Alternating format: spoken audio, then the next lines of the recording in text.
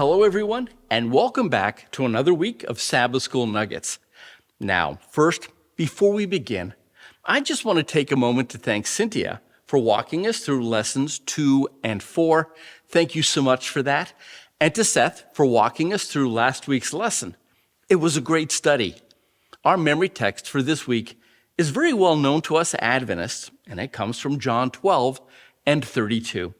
And I, if I am lifted up from the earth, will draw all peoples to myself. Now, full disclosure, I love the book of John.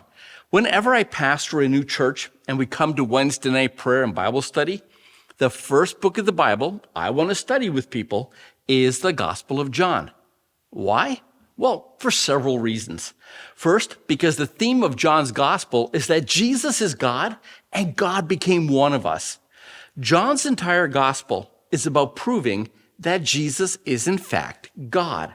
All of the miracles, all of the sermons, and all of Jesus' interactions with people prove this one thing, that Jesus is God and God became one of us.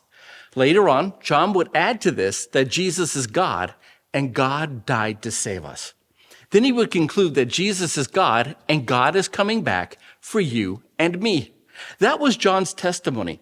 But what about Jesus? What did he have to say about himself?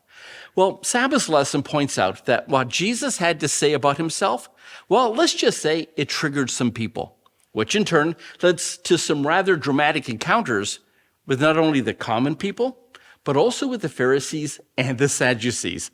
Oh, but that's not all. We come to Sunday's lesson and find out that Jesus' ministry also triggered the disciples of John the Baptist. Think about it from their perspective. They've been fully devoted followers of a man who many claim to be the greatest prophet, since Elijah. Some believed that the baptizer was even greater than Elijah himself. This would have elevated John to a status greater than that of any Pharisee or Sadducee, at least in the minds of the people. Make no wonder Herod feared and respected John the Baptist. Then one day along comes Jesus, John's younger cousin.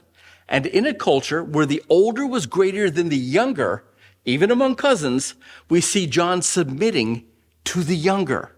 So much so, John says these famous words, "He must increase, but I must decrease."